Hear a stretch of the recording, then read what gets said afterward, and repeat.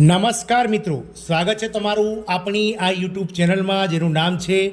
ગુજરાતી જીકેની જમાવટ। મિત્રો, આજના વિડીયોમાં આપણે વાત કરવા જઈ રહ્યા છીએ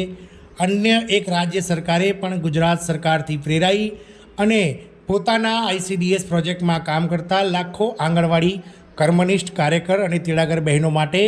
એક મહત્ત્વનો લાભ જે તે જાહેર કરવામાં આવ્યો છે। તો જાણીએ આજના વિડીયોમાં તો દેશના કઈ રાજ્ય સરકાર દ્વારા લાખો આંગણવાડી કાર્યકર તેડાગર બહેનો માટે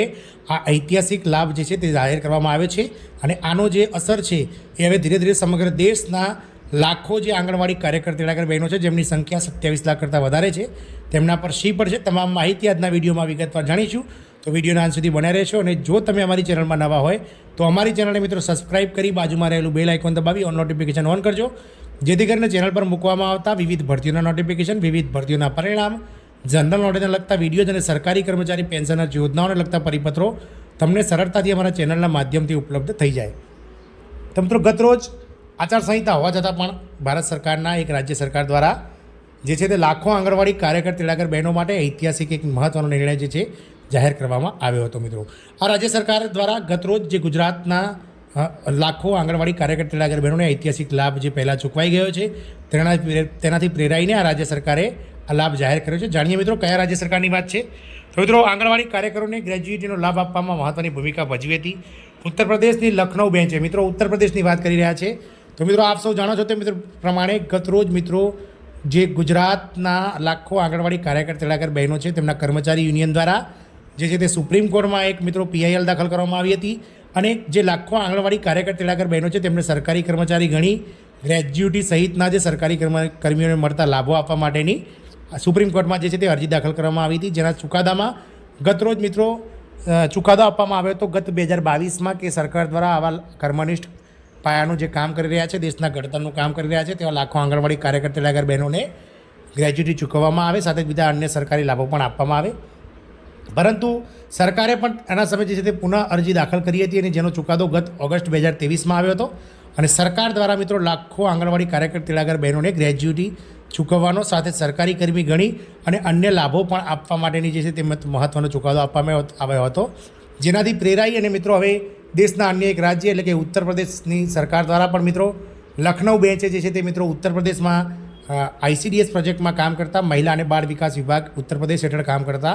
લાખો આંગણવાડી કાર્યકર તેડાગર બહેનોને પણ ગ્રેજ્યુટી ચૂકવવા માટેનો મહત્ત્વનો ચુકાદો ગતરોજ જે છે તે લખનઉ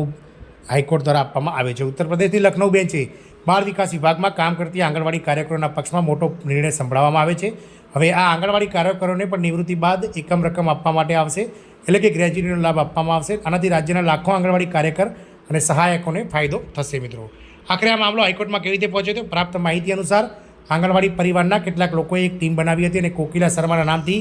આ આંગણવાડીના પદ પર અરજી કરી હતી। શરૂઆતમાં આ લોકોએ પરસ્પર સંવાદિતા બનાવી અને ખાનગી રીતે પૈસા ભેગા કર્યા અને પોતાનો કેસ લડવા માટે લખનઉના ટોચના વકીલ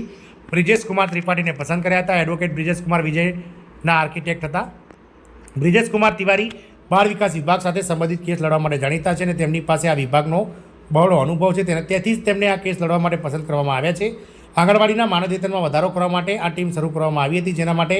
જાન્યુઆરી 2023માં પણ દાખલ કેસ કરવામાં આવ્યો હતો અને હાઈકોર્ટે 4 મહિનાનો સમય આપ્યા બાદ આ અરજી બંધ કરી દીધી હતી। 4 મહિના પછી સરકારે આ અંગે કોઈ જવાબ ના આપ્યો હતી, પરંતુ સક્ષમ વકીલ બ્રિજેશ કુમાર તિવારીએ હાર ન માની અને ફરીથી કોકિલા શર્માના નામે ઓગસ્ટમાં અરજી દાખલ કરી,